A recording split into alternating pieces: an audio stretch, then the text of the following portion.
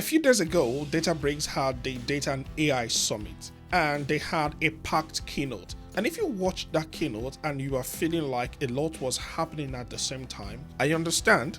There were talks on AI agents, data pipelines, Postgres, real-time analytics, governance, apps, benchmarks, just so much.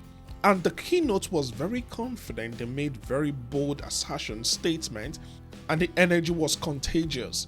So this is a simplified version. I tried to simplify this, read through all the keynotes, watch all of the videos, and thought to summarize everything for you in such a simple way that you can understand. So here is everything important Databricks announced, what each of them actually mean, and why anybody should care about all of these. Alright, let's go to the main theme of the day. The whole keynote was built around one simple idea. AI is useful as the layer and context behind it. It sounds obvious when you hear that, but here's the thing. When you come to a real company, and the hard part these companies face is not really about typing prompt. Anybody can type a prompt. The hard part is making sure that the AI has the right data to work with. It's also making sure that the AI has the right permission. How does it have permission to all of this data? It has the right business definition, business context, and some way to prove what it did later. That is the important part every company is looking for. And Databricks, they stepped in. And this was the whole reason Databricks kept coming back to the four main concepts, which is choice, control, cost, and context. All of the keynotes really revolved around this main concept. Just to simplify that, they want to be the place where companies build AI without losing track of the data underneath the AI. LakeFlow is Databricks' attempt to make data movement and pipelines feel more connected. Think of connectors, ingestion, transformation, streaming, and even how you do your orchestration.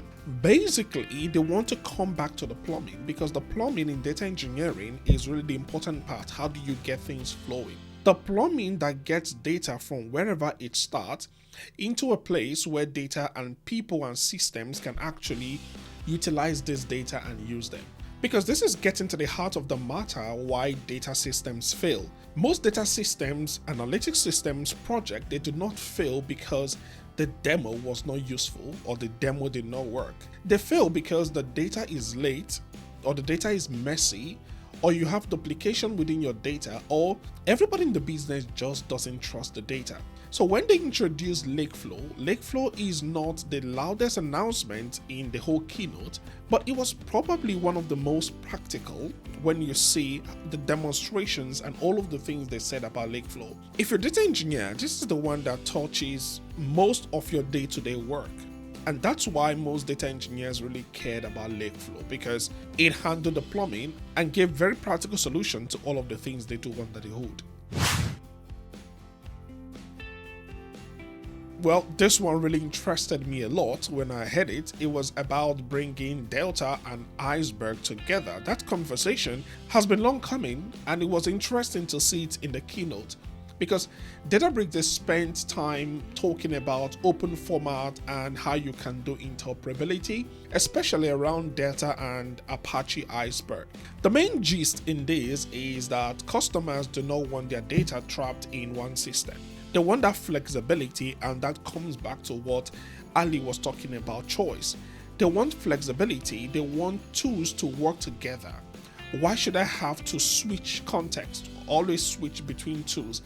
And they want that confidence that the choices that they make today will not become a painful decision later. And Databricks, they've always been about open format, supporting any kind of system. And this was the whole premise about bringing these two platforms together. The thing to watch for is how open it feels in practice, because open is easy to say on the keynote stage, which I understand. I know that implementing this could be quite hard.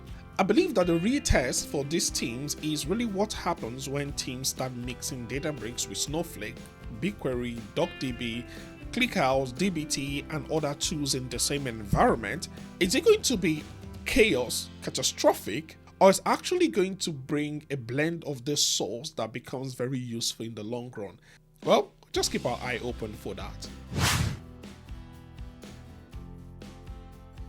Okay, Unity AI Gateway, I will simply call this the traffic controller for your AI model usage because everybody is concerned about the AI usage. You don't want to spend millions of dollars in your token usage. So if different teams are using different models from, let's say, OpenAI, Anthropic, open source models, or even internal models that they've built, someone has to care. In fact, if you don't care, your stakeholders are going to care about the usage. So someone has to determine how you manage access, how you determine cost, the monitoring, and of course the part everyone is interested in is the safety. Otherwise, if you don't pay attention to this area, every team is just going to build its own little AI setup, and suddenly nobody knows what data is being sent and where it's going to. Nobody will be able to tell why the bill is huge or how to debug bad output. And that's where Databricks introduced the Unity Gateway. The Unity AI Gateway gives Databricks a way to say, bring model access under one governed layer. This is especially relevant for platform teams and executives because it just turns AI from everybody experiment however they want into something that can be managed. And when companies see that this can now be managed, when they're able to understand how you can access and manage cost and monitoring, I think the adoption will be much more within enterprises for all of these AI tools. And if Unity AI Gateway can pull this off, it's going to really be a game changer in how AI is adopted across companies. Well, there's no keynote in 2026 without Genie. Well, if you don't know, Genie is Databricks' natural language analytics experience. Genie has become the default for most people working in Databricks. And you can just ask Genie questions. Genie can work as an agent and build pipelines for you, write your code, do debugging. The interesting part of this keynote is about Genie Ontology. I know it sounds new, confusing. Ontology simply means the layer that tells the AI what your business words actually mean. The truth is that in real life, people do not ask perfect database questions. You will think people are great at asking questions, but the way humans ask questions is not the way computers understand them. They ask things like, how are we doing this quarter? Or, why did the churn go up?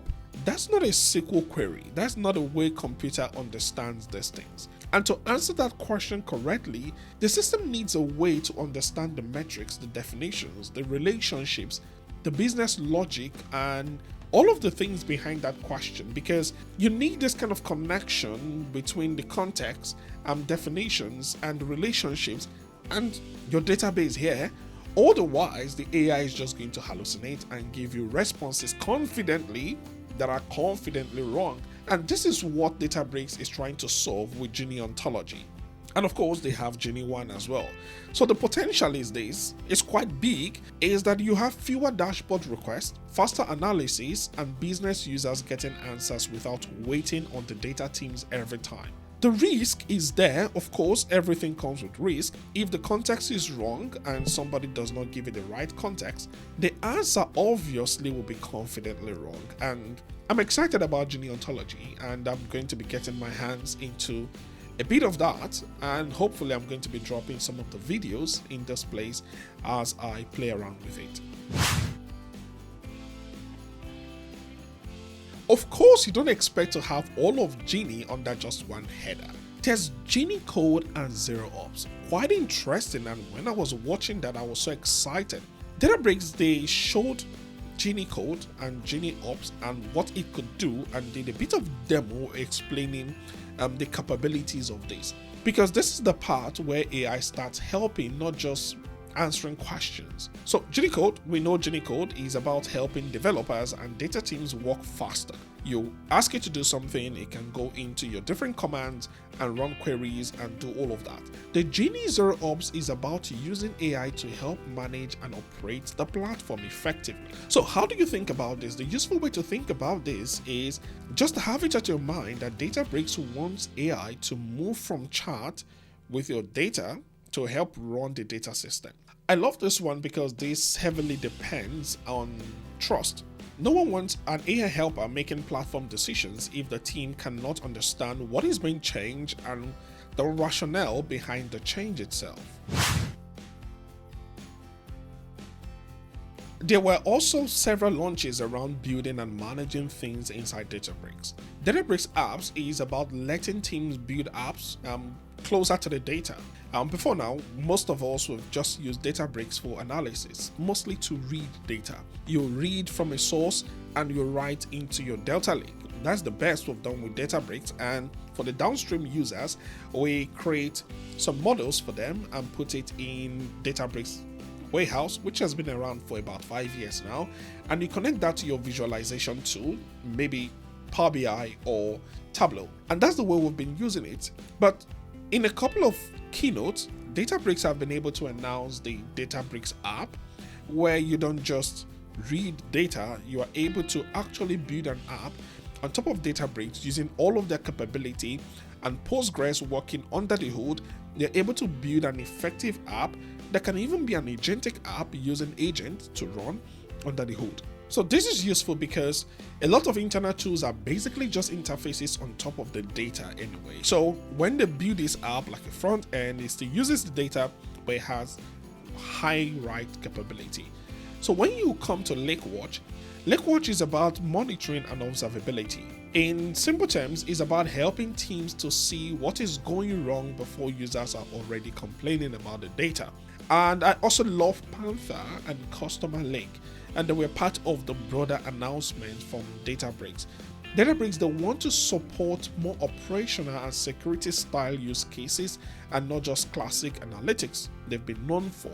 And the pattern here is clear. Databricks is expanding from store and analyze data, just like I've explained, into build, monitor, secure, operate more of the data-driven business use cases. They want to really drive business innovation by providing a whole lot of other support that businesses need to actually get data right. Next is the real-time story Lakehouse RT and Raiden. Well, this is quite new and could be confusing. This is Databricks trying to make the Lakehouse faster and more useful for live workloads. So instead of only analyzing data after the fact, the goal of it is to support use cases where data needs to be fresh right now. Think about things like fraud detection, personalization, monitoring, live dashboards, and AI agents that need current context. And when you come to Raiden is part of the performance story. Databricks, they're really trying to upscale performance and upscale throughput, where you're able to get this data out instantaneously. The big idea is that Databricks don't just want to compete with storage and analytics, but they are looking at how to get speed out there, and speed has become one of the core things that Databricks is chasing. Believe me, what a fantastic demo to see what Raiden can do and how they connected that to the Lakers RT. But of course, demos are demos. As a team, you need to try these things yourself. You should test them against your own workload, check out your real performance, and to see what is very specific within your own company. That's the only way you can get the best out of this.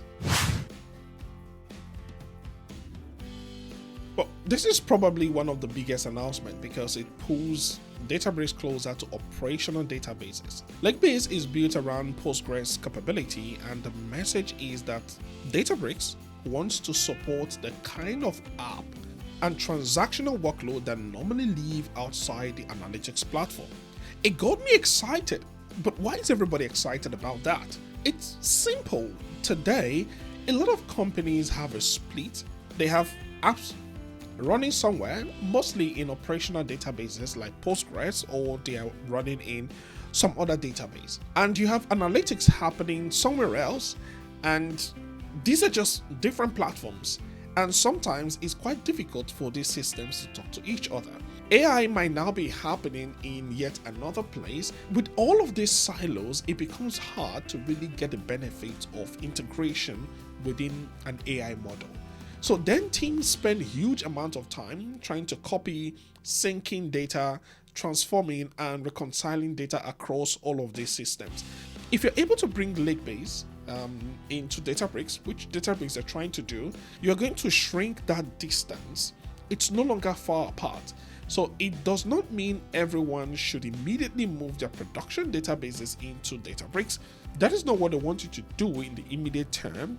What this actually means is that Databricks is making a serious move into the space between operational apps, analytics, and AI. So, future apps that you're going to build, why don't you try using Lakebase? Having it in Lakebase and you're able to build these together in one platform is going to actually be a game changer, which Databricks is actually banking on here. And that connects to another big announcement from the keynote called the LTAP, or you call it the Lakehouse Transaction Processing.